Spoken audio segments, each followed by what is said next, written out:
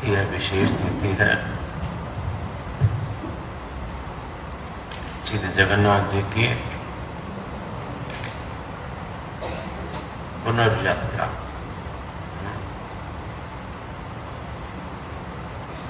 आषाढ़ मास की शुक्ल पक्ष की प्रतिपदा तिथि जो होती है, उसमें जगन्नाथ जी का नव यौवन दर्शन होता है।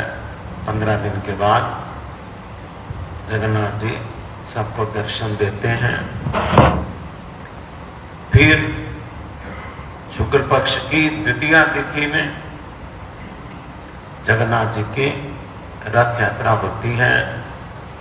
उसमें भी पुष्य नक्षत्र होना चाहिए, तब द्वितीया में रथ यात्रा। पर अगर पुष्य नक्षत्र ना भी रहे तो भी रथ यात्रा द्वितीय तिथि को ही होगी। फिर आपने सुना उस दिन हेरा पंचमी के बारे में। पंचमी तिथि को लक्ष्मी विजय, लक्ष्मी जी जाती हैं। फिर बीच बीच में उत्सव छोटे छोटे हैं, षष्ठी को भी, सातवीं को भी और अष्टमी को भी। तो जितने दिन वहां पर जगन्नाथ जी रहते हैं, रोज ही कोई ना कोई उत्सव रहता ही। फिर नवमी तिथि जो कल थी, इस नवमी को अक्षय नवमी बोलते हैं वहां पे उड़ीसा प्रदेश में। इतनी भीड़ होती है इस तिथि में। जो उधर के लोग हैं, उत्कलवासी लोग, वो तो कोई नहीं रहेगा अपने घर में। सभी आज की तिथि में सब परिवार जाएंगे, परिवार को लेके। जो छोटा बच्चा है, बहू है, बेटी है, सब टोटल। गरीब से गरीब भी जो है नए कपड़े पहनेगा। नए कपड़े पहन के फिर जगन्नाथ जी को गुंडीचा मंदिर में प्रणाम करने के लिए जाएगा। घंटों लग जाते हैं, घंटों। इतनी लंबी लाइन होती है, इतना समय लगता है। इसलिए मैंने देखा हमारे मठ के महाराज लोग तो सुबह सुबह ही जाए आते थे, जल्दी जल्दी। बाद में तो बहुत लंबी लाइन हो जाती है। अंदर जाएंगे, जगन्नाथ जी को प्रणाम करेंगे। फिर जो आनंद बाजार, टेम्परेरी जो आनंद बाजार लगता है वहां गुंडीचा मंदिर में इन 7-8 दिनों के लिए, वहां से प्रसाद लेंगे। प्रसाद लेके फिर वहीं बैठ जाएंगे। अंदर जो गुंडीचा मंदिर का परिसर है, उसमें एक पत्तल में 10-20 आदमी खा लेंगे। एक पत्तल में। वहां पर शुचिता जूठन का विचार नहीं है जगन्नाथ जी के प्रसाद में। बेटी भी उसी में खा रही है, पिता भी उसी में खा रहा है, बहू भी उसी में खा रही है, बच्चे भी उसी, एक ही पत्तल। इस दिन विशेष रूप से इस दिन, वैसे तो जगन्नाथ जी के प्रसाद में है नहीं विचार, आप आगे पीछे भी जाएंगे तो एक ही कुल्हड़ में लस्सी आपको, उसी कुल्हड़ में दूसरे को, उसी कुल्हड़ में तीसरे को, उसी कुल्हड़ में चौथे को, उसी को कुल्हड़ को ही उन्होंने उसमें से ले देना डुबो के। वहां पर ऐसा विचार जगन्नाथ जी के बारे में, प्रसाद के बारे में नहीं है। वहां के जो ब्राह्मण उत्कल प्रदेश के, जो इतना विचार करते हैं, शुचिता का बहुत विचार करते हैं, वो भी अगर आप प्रसाद खा रहे हैं, आपके मुख में प्रसाद है, आपके मुख से भी निकाल के खा लें। मतलब एकदम तो खाया नहीं जाता ना, ज्यादा बड़ा ग्रास हो, देखा इसके मुंह में है, बस ऐसे उंगली करेंगे, मुंह से निकाल के खा लें। ऐसा जगन्नाथ जी के प्रसाद का महात्म है। सब जगह भगवान की अलग अलग प्रकार की लीला है, इसलिए अक्षय नवमी का मतलब इस नवमी का जो प्रणाम करना जगन्नाथ जी को, उसका फल अक्षय होता है। सब लोग तो रथ यात्रा करके आ जाते हैं ना, सब लोग तो पीछे में नहीं रहते हैं, पर इस बार तो मैंने देखा हमारे कई गुरु भाई रह रहे हैं वहां पर। फिर आज दशमी तिथि, दशमी तिथि को तीनों ही इकट्ठे ही आएंगे, जगन्नाथ जी, बलदेव जी, सुभद्रा जी, जो अंदर में जिस रत्न वेदी पे विराजमान होते हैं, तीनों इकट्ठे जगमोहन में आ जाएंगे। जगमोहन समझते हैं? जगमोहन का मतलब जैसे वो मंदिर है, ये जगमोहन हॉल जो है, मंदिर के बाहर जो हॉल है, गर्भगृह के बाहर में जो हॉल है, उसको जगमोहन बोलते हैं। जैसे पुरी में जो मूल मंदिर है, उसमें जगन्नाथ जी तो अंदर है रत्न वेदी पे, जहां हुंडी है उसको जगमोहन बोलते हैं, जहां गरुड़ स्तंभ है। इसी प्रकार वहां पर भी है, गुंडीचा मंदिर में भी वहां आ जाते हैं, वहां जगमोहन सबके लिए है, कोई भी मंदिर हो। वो तो साउथ में तो जितने मंदिर हैं सब में जगमोहन है। ये जितने साउथ शैली के मंदिर हैं, ऐसे हमारे जैसे उत्तर भारत में ऐसे मंदिर नहीं है। एंट्रेंस के पहले जगमोहन, जगमोहन के बाद फिर भोग मंडी, भोग मंडप जिसमें भोग रखा जाता है। भोग मंडप के बाद फिर जो गर्भगृह, सीधा गर्भगृह नहीं है, दक्षिण में किसी मंदिर में नहीं आपको मिलेगा। आप देखना तो वृंदावन में देख सकते हैं, श्रीरंग जी मंदिर में, श्रीरंग मंदिर में जाएंगे, पहले जगमोहन, पहले गरुड़ स्तंभ, स्तंभ के बाद जगमोहन, जगमोहन के बाद भोग मंडप, भोग मंडप के बाद अंदर में गर्भगृह में भगवान विराजते हैं। सभी में ऐसा ही है, कहीं भी चले जाओ, अलारनाथ जाओ, साक्षी गोपाल जाओ, सब जगह, भुवनेश्वर जाओ, अनंत वासुदेव के यहाँ सबका ही ऐसा है। तो वहां पर आ जाएंगे जगमोहन में तीनों, इसको बोलते हैं भीतर विजय। वहां से फिर आएंगे, जैसे जाते हैं उसको पाहुंडी बोलते हैं, पाहुंडी। ये जगन्नाथ जी का पाहुंडी मतलब धीरे धीरे वो जो वहां के लोग हैं धक्के मार मार के ले जाते हैं, ऐसे ऐसे करके चलते हैं ना, तो जो ले जाने वाले दैत्य हैं, ये स्नान, स्नान पूर्णिमा से लेके जब तक जगन्नाथ जी अंदर नहीं जाते,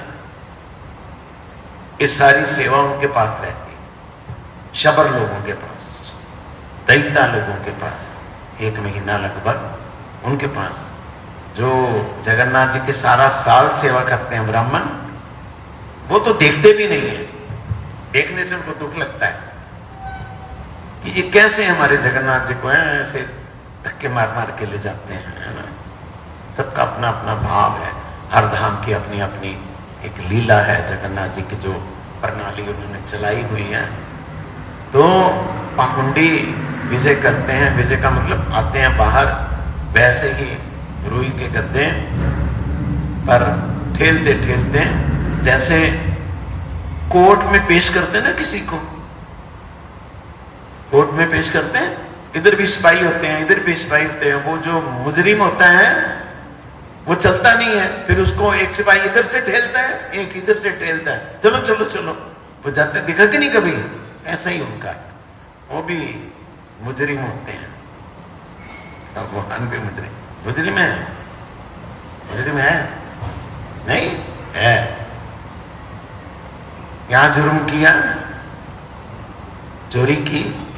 कौन सी चोरी की? रुक्मणी हरण किया।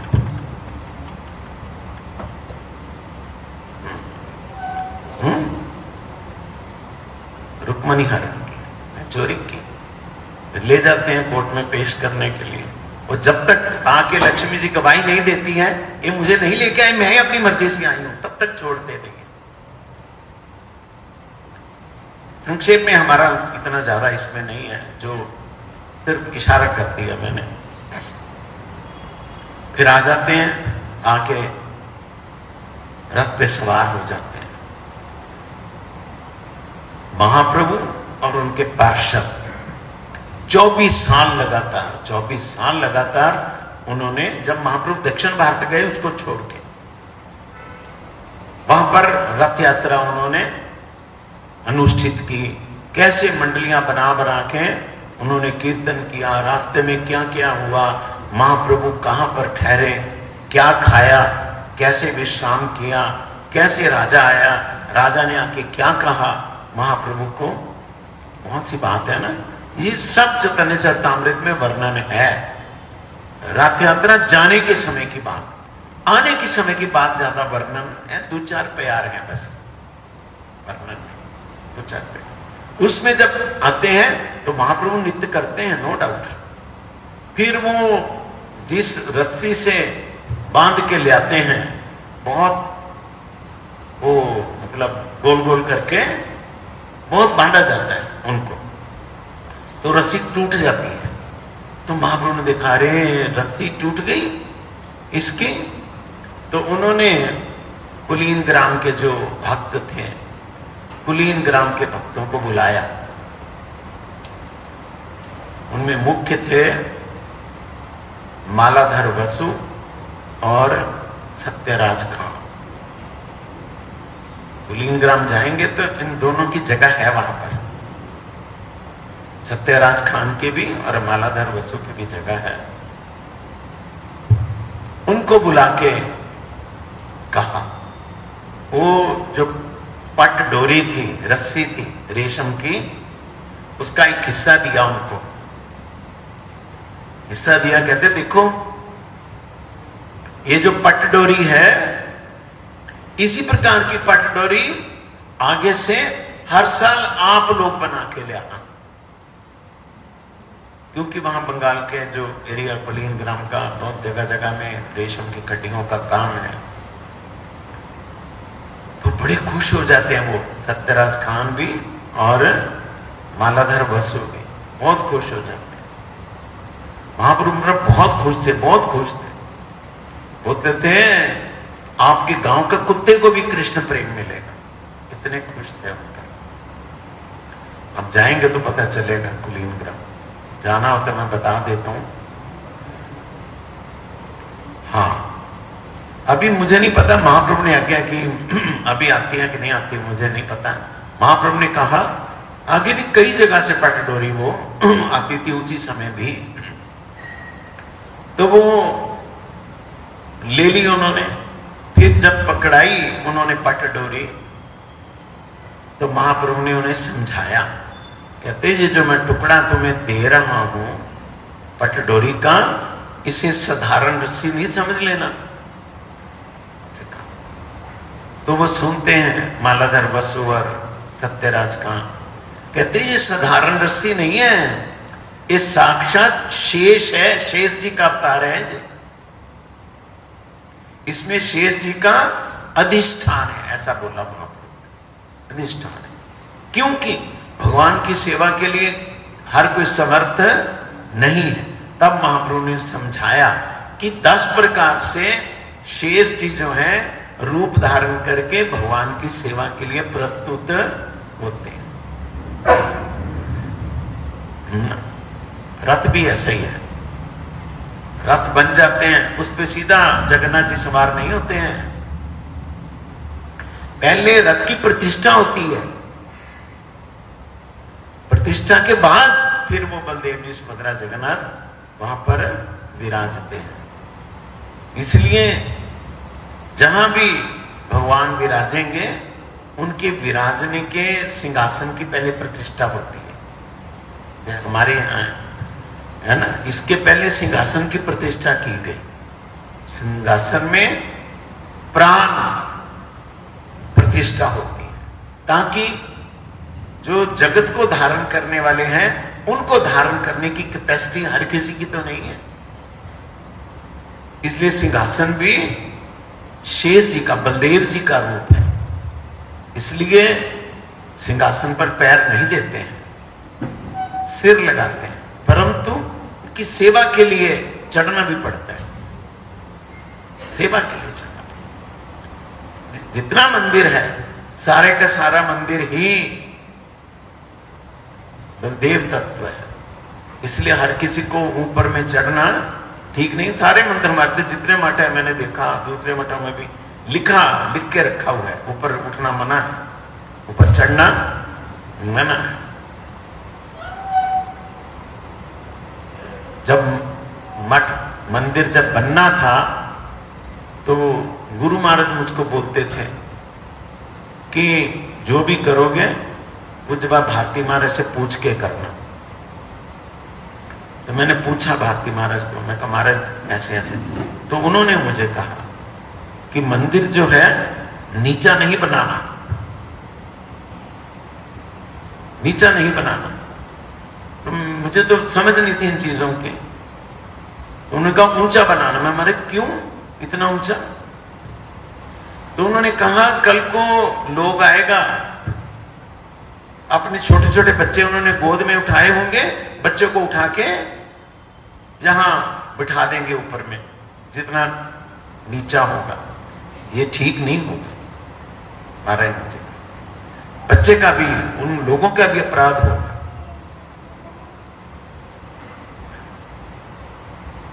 आदत बन जाती है ना लोगों की। अभी भी हमारे यहां तो कम है, बाहर में जाके देखता हूं, जो हाथ में है वो मंदिर में रख देते हैं, बस हाथ धो के फिर आते हैं लेते हैं, ऐसा करते नहीं। अभी भी मैं था, एक आई माता जी आके छतरी रख दी, अपनी छतरी वहां रख दी। तो मैंने कहा माता जी अब इसको, अरे मैं अभी आके ले जाऊंगी। हमारे गुरु महाराज का इस बारे में आचरण बड़ा दृढ़ था। गुरु जी पुरी में ही थे, जगन्नाथपुरी में, तो उनका जो सेवक, नाम नहीं कहता हूं मैं, गुरु जी के हाथ में कपड़े का एक ऑरेंज रंग का भगवे रंग का थैला रहता था, भगवे रंग का कपड़े का थैला, उसमें गुरु जी के वो कागज, टिकटें, कहाँ कहीं जाना जरूरी सामान रहे। तो गुरु जी आए, गुरु ने जाना था वापिस हावड़ा, कलकत्ता जाना था, शायद कलकत्ता, पक्का नहीं मैं बोल सकता कहाँ जाना था। गुरुजी मतलब आए वापस, ट्रेन पकड़नी थी गुरुजी ने।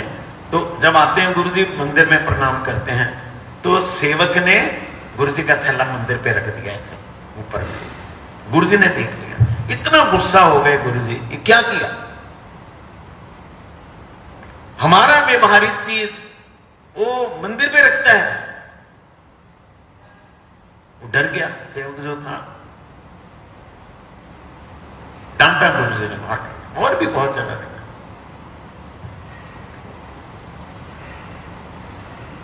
अगर इन महापुरुषों का आचरण हम नहीं देखते, कुछ नहीं पता चलता, पता ही नहीं चलता। आज ही एक वैष्णव का फोन आया मुझे, बोलते हैं वो समय था जब गुरुजी रात खड़ा होता था तो गुरुजी जाते थे भगवान की स्वागत करने के लिए। रात सारी रात खड़ा हो जाता था तो गुरुजी जाते थे प्रणाम करने के लिए। प्रणाम करने के लिए भी मैंने देखा गुरुजी अपने हाथ से जगन्नाथ जी के रथ की रस्सी को ऊंचा उठा के सिर नीचा करके निकलते थे, उसका उल्लंघन नहीं करते थे रस्सी का। एक बार रात को रथ वहां खड़ा हो गया, कई बार हुआ ऐसा, खड़ा हो गया, मैं गया रात को, आधी रात को गया प्रणाम करने, पंडों ने मुझे ऊपर ले लिया, रथ के ऊपर में ऊपर ले लिया, रथ के ऊपर चढ़ा लिया मुझे। रश ज्यादा नहीं था रात को। मैंने आके गुरु महाराज को सुनाया आके कि माने मुझे तो पंडित जी ने रथ पे चढ़ा लिया, ऐसा बोला, खुशी जाहिर की। तब गुरु महाराज ने ऐसा नहीं करना, ऐसा नहीं करना। रथ तो साक्षात कृष्ण बलदेव तत्व है, उसके ऊपर हम लोग पैर नहीं देता, उनका ही राइट है। पंडा लोगों का, देखता लोगों का, हम लोग रथ पे नहीं चढ़े। फिर एक बार जगन्नाथ जी दर्शन करने गया मैं मंदिर में, तब अब जैसे है, हे भगवान, जमीन आसमान का अंतर हो गया है। आप थक जाएंगे, इतनी देर खड़े होना पड़ता है लाइन में, ओ कितना जिगजैग है, बस जिगजैग में घूमते रहो, खड़े रहो, इतनी सिक्योरिटी है, एक एक बंदे की सिक्योरिटी। पहले तो सीधा जाओ, सीधा ही हम चले जाते थे, कोई था ही नहीं कुछ, सीधा सिंह द्वार पे जाके पतित पावन जगन्नाथ जी प्रणाम करके सीधा सीढ़ी चढ़ के अंदर चले जाते थे। तो बहुत मुश्किल है, बहुत टाइम लगता है, बहुत समय लगता है। फिर मैं अंदर गया, प्रणाम किया दूर से, हमको पता ही नहीं था क्या करना है क्या नहीं करना। लुंगी पहन के चला गया, लुंगी पहनी, बहुत पुरानी बात है। गेट से मुझे अंदर नहीं जाने दिया, बाहर जाओ। मैंने कहा क्यों, क्या हो गया? ये क्या यवन का पोशाक पहन के आया? मुझे बोला उन्होंने, वापस जाओ। जाके दोबारा फिर मैं ड्रेस चेंज करके आया। पता नहीं था किस प्रकार सात्विक पोशाक पहन के मंदिर में जाते हैं। अंदर चला गया, वो जो पुजारी था वो अब मुझे ले गया अंदर भीतर में, जो गर्भगृह है जहां पर वो रत्नवेदी है। रत्नवेदी के बाद बोलते हैं यहां रिवाज है जगन्नाथ जी को जप्पी डालो, आलिंगन करो। मुझे बोला, पकड़ के जबरदस्ती आलिंगन करा दिया जगन्नाथ जी, आगे से ऐसे ऐसे करके आलिंगन कर। मैं क्या हो गया आलिंगन? मैंने आगे गुरु जी को बताया।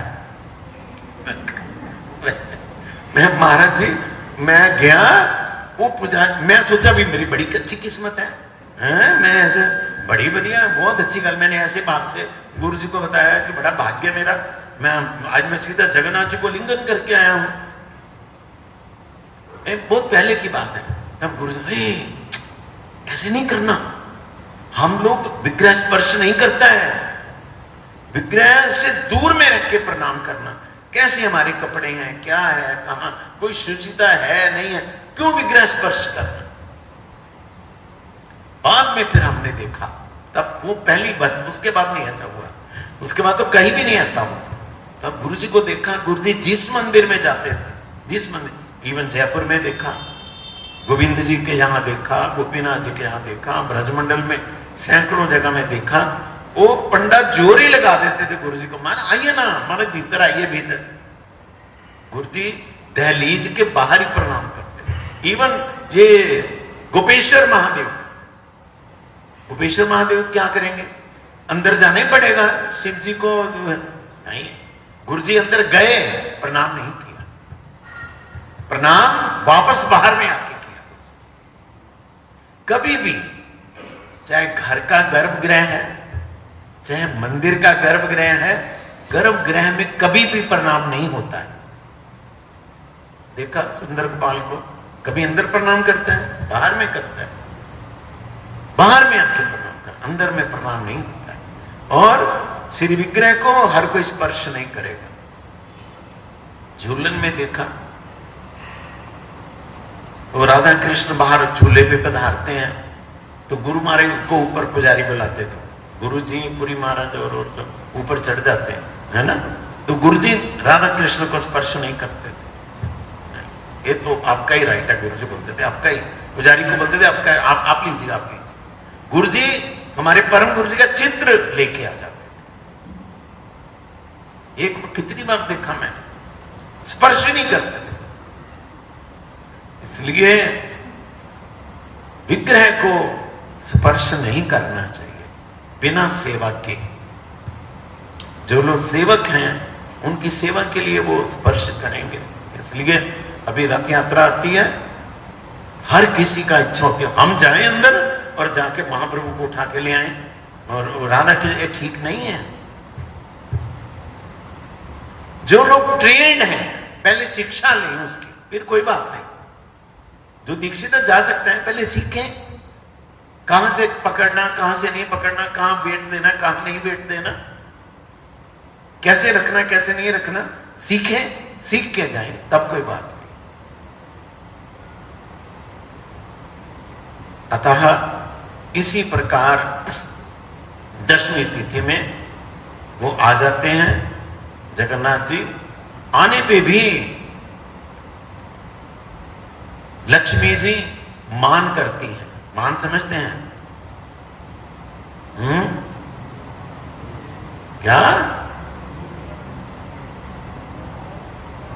हाँ? क्या? लक्ष्मी जी मान करती हैं। मान करती का मतलब है गोपी मान, अभिमान, अभिमान। अच्छा। और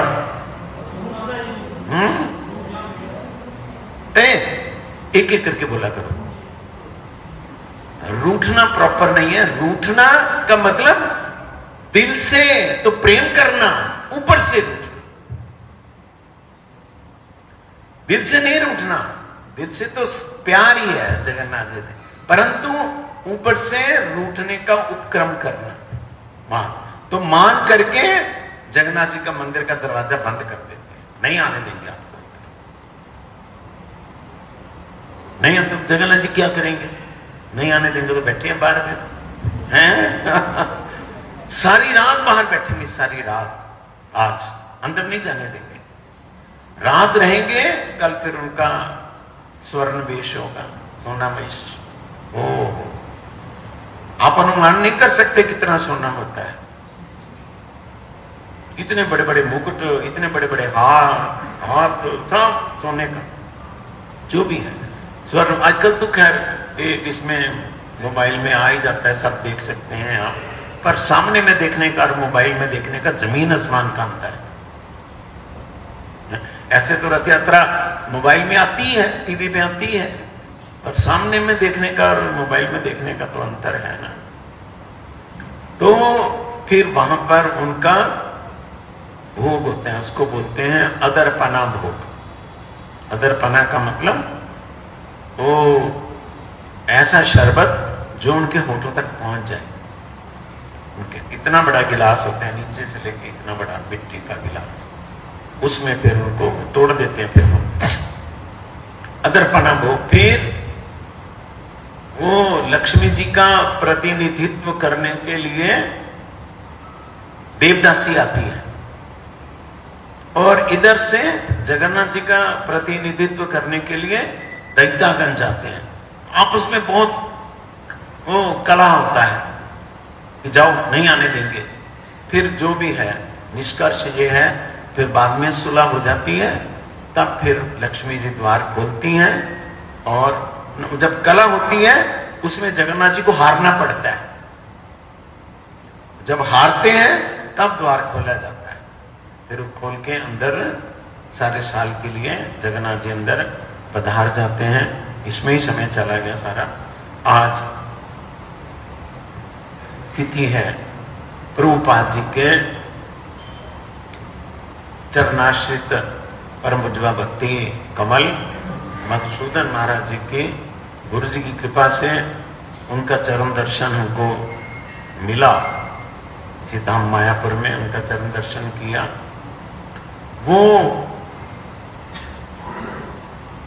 बांग्लादेश के रहने वाले थे, फरीदपुर जिला, और उच्च ब्राह्मण कुल में उनका जन्म था। बचपन से ही गंभीर थे, वैराग्य था, ईश्वर के प्रति अगाध विश्वास था। पढ़े लिखे बहुत थे। पहले स्कूल कॉलेज में पढ़े, बाद में कलकत्ता के जो प्रतिष्ठित कॉलेज है सिटी कॉलेज, वहां पढ़े। अंग्रेजी में पारंगत थे। तब उनको अमृत विचार पत्रिका में संपादक की जॉब मिल गई। इतनी बड़ी वो न्यूज़पेपर, उसमें उनको संपादक का काम मिल गया। तो अब नेचुरली जब आदमी पत्रकारिता से जुड़ता है तो वो फंक्शंस देखता है, उसको कवर करता है। तो उस समय जन्माष्टमी थी, प्रभुपाद जी बाग बाजार में थे। तो बाग बाजार में प्रभुपाद जी ने प्रदर्शनी लगाई। प्रदर्शनी लगाई। प्रदर्शनी उस समय जो लगती थी, हम जैसे बनाते हैं ना, हम बनाते हैं कृष्ण लीला, गौर लीला, इस प्रकार। प्रभुपाद जी ने जो प्रदर्शनी लगाई, उस समय समाज में जो कुरीतियां चल रही थी उनको शो करके उन्होंने प्रदर्शनी लगाई। जैसे हमने सुना पूज्य भारती महाराज है, एक प्रदर्शनी लगाई, उसमें एक दिखाया गया, एक व्यक्ति मूंगफली तोड़ रहा है, मूंगफली तोड़ रहे हैं शालग्राम के साथ, समझे? ऐसी कुरीति थी। शालग्राम को भगवान समझते नहीं थे, वो मूंगफली तोड़ रहे। फिर एक झांकी दिखाई जिसमें भागवत पाठ हो रहा है। भागवत पाठ करके वो जो भागवत पाठी है वो लोगों से पैसे बटोर रहा है भागवत पाठ करने के इवज में।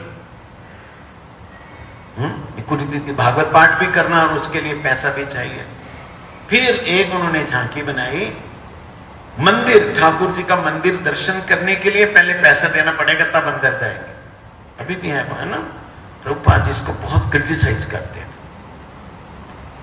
पैसा देके मंदिर अंदर दर्शन करना, इस प्रकार की। फिर बनाई, बाबा जी महाराज है, बाबा जी वेश लिया, परंतु साथ में औरतों को लेके घूम रहा है। इस प्रकार की शिक्षाप्रद जो समाज में कुरीतियां थी उनके ऊपर शिक्षा देने के लिए उन्होंने झांकियां बनाई। तो ये वहां नौजवान थे, वहां जॉब कर रहे थे, तो वहां इसको कवर करने के लिए आए, देखने के लिए। जब इस प्रकार की झांकियों को देखा, पहले तो कभी देखी नहीं थी इस प्रकार की झांकियां, तो उन्होंने इंक्वायरी की, पूछा ब्रह्मचारियों से, इसका क्या मतलब है, इसका क्या मतलब है, इसका क्या मतलब। तो उन्होंने क्या किया, ब्रह्मचारियों ने कहते आप चलो हमारे गुरुजी के पास चलो। वो प्रभुपाद के पास ले गए। प्रभुपाद का दर्शन करके ही फिर जब प्रभुपाद जी ने कथा बोली तब उन्होंने दिल वहां पर हार दिया। ऐसे ही ये तो वास्तव में सच्चे गुरु यही है, वास्तव में साधु यही है। चले तो गए वापस अमृत बाजार पत्रिका में, पर दिल यहीं छोड़ गए। आते हैं बार बार, एक बार, दो बार, तीन बार आए, ऐसे बार बार कथा सुनने के लिए आए। फिर बाद में निर्णय किया कि इस प्रकार का महापुरुष फिर जीवन में मिलेगा कि नहीं मिलेगा, अभी जितना मेरा जीवन रह गया मुझे इनके चरणों में निछावर कर देना चाहिए। तब वो अमृत बाजार पत्रिका को छोड़ के प्रभुपाद के चरणों में हमेशा के लिए आ गए। शायद मेरे ख्याल से 1919 में, शायद, पक्का नहीं मैं बोलता हूं। फिर क्यों बाद में तो बहुत देर रहे, 91 तक रहे, हम लोगों ने उनका दर्शन किया उनके मठ में। हमारे परमाराध्य परम गुरु जी के वो बहुत करीबी थे, वो गुरु जी को बहुत मानते थे, हमारे परम गुरु जी को बहुत मानते थे। आपस में अगर मजाक कर रहे हैं किसी के साथ, परम गुरु जी के आने से चुपचाप ऐसे खड़े हो जाते, बराबर के गुरु भाई होने पे भी इतना सम्मान करते थे। और श्रीमद् भागवत में उनका बहुत पकड़ थी। उनकी भागवत में रुचि को देख के ही प्रभुपाद ने उन्हें भागवत का प्रचार के लिए कहा। वो बॉम्बे में रहे, पटना में रहे, फिर पटना में और कबूर में रहे, मद्रास में रहे, राजमहेंद्री में, बहुत स्थानों पे प्रभुपाद जी की आज्ञा पालन करते। बाद में उन्होंने केशव महाराज के साथ मिलके गौड़ीय वेदांत समिति बनाई। फिर हमारे परम गुरु जी के ने जैसे उनको कहा, फिर उन्होंने वो वर्धमान में परमाराध्य हमारे परम गुरु महाराज जी गए प्रचार करने के लिए गए। तो उनका तो दर्शन ही ऐसा था, लोग उनकी तरफ आकर्षित हो गए। लोगों ने जो परम गुरु जी को प्रणामी दी, उन्होंने सारी प्रणामी इनको दे दी। नहीं, ये आपका एरिया है, आप हैं, आप लीजिए। तब एक माता जी ने वो एक बिल्डिंग दान की, परम गुरु जी को दी। वहां पर मठ बना, मीठापुकुर में, वर्धमान में मठ हुआ, हमारे परम गुरु के प्रयास से ही हुआ। तब फिर जो मायापुर में उनका मठ है, ये भी एक स्त्री थी, मुझे नाम याद नहीं क्या, पर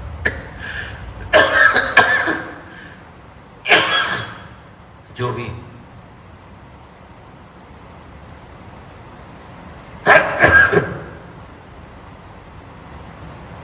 उस स्त्री को क्या कि जगह दिलवाई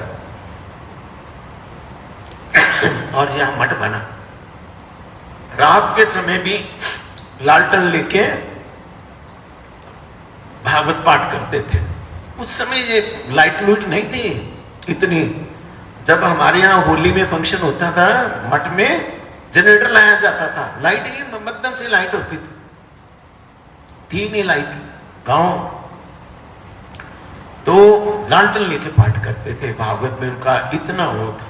जब परम आराध्य परम गुरु महाराज ने पुरी में जगह ली, प्रभुपाद का जन्म स्थान लिया, वहां पर वो आए, आके उन्होंने कहा कि आज हम प्रभुपाद के जन्म स्थान में बैठे हैं, तो सारा का सारा क्रेडिट गुरु जी का नाम लिया, परम गुरु जी का, कि इनके कारण ही हम यहां पर आज बैठे।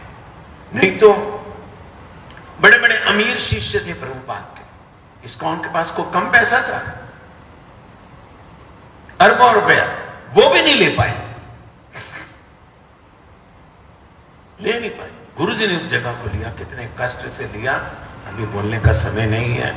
कैसे उन्होंने कष्ट करके उस जगह को लिया और कैसे वो आके हमारे मठ में वो हरि कथा बोलते थे, कलकत्ता में और जगह, और क्या क्या हरि कथा बोलते थे, उसके लिए फिर कभी समय मिलेगा तो हम याद करेंगे। अगरतला मठ का भी आज वार्षिक उत्सव है।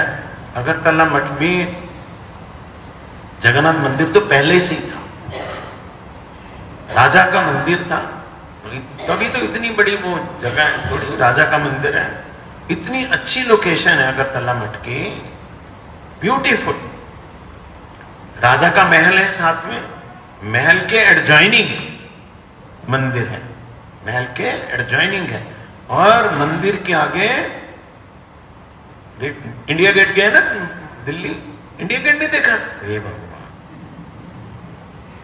इंडिया गेट के आगे लंबी लंबी वो है, सरोवर है, लंबे लंबे है ना, इसी प्रकार मठ के आगे सरोवर है, लंबे लंबे, वो जहां से लेके वो भट्टी रोड तक, इससे भी ज्यादा लंबे लंबे सरोवर है। मतलब बाहर की दृष्टि से भी बहुत सुंदर है। अभी तो मुझे कौन दिखा रहा था कि वो स्वामी राजेंद्र दास जी, वो गए वहां हमारे मठ में, जाके उन्होंने प्रणाम करके, वो हम चैतन्य गौड़ी मठ के नाम से फेमस नहीं है वो, यद्यपि चैतन्य गौड़ी मठ है, जगन्नाथ बाड़ी बोलते हैं उसको, जगन्नाथ बाड़ी।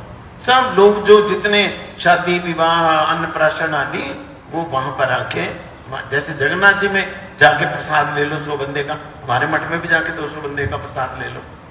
रसोई हाल जैसी है, इतनी बड़ी रसोई है, बहुत बहुत बड़ी जगह। और मठ में इतना बड़ा, जैसे दुर्गाना मंदिर का सरोवर है, इतना बड़ा सरोवर है अंदर में, मठ के अंदर में, बाहर नहीं, बाहर तो है ही है, अंदर में इतना बड़ा सरोवर है, जिसमें चंदन यात्रा होती है, जगन्नाथ जी की वो होती है ना, नौका विहार आदि होता है, जो भी है, जिसने नहीं देखा जाए देखे। अगरतला मठ बहुत बड़ा मठ है, बहुत बड़ा मठ है। आज उसका वार्षिक उत्सव है।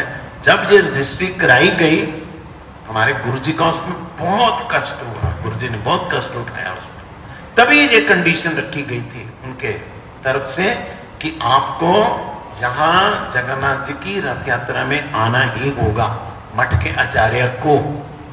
तब गुरुजी ने कहा कि रथ यात्रा में तो हम नहीं आ सकता है, क्योंकि हमको पुरी में जाना होता है, पुरी में। तब उन्होंने कहा ठीक है, आप रथ यात्रा में नहीं आ सकते, पुनर्यात्रा में आए। तब ये डील हुई। इसलिए हर साल जो है पुनर्यात्रा में हमारे मठ के आचार्य देव जो हैं वहां पर जाते हैं, बहुत धूमधाम से यात्रा होती है। अभी तो और ज्यादा बढ़ गया है, जैसे भी है, समय हो गया। मंछा कल्पतरुभ्यश्च कृपा सिंधुभ्यश्च पतितानंग पावनेभ्यो वैष्णवेभ्यो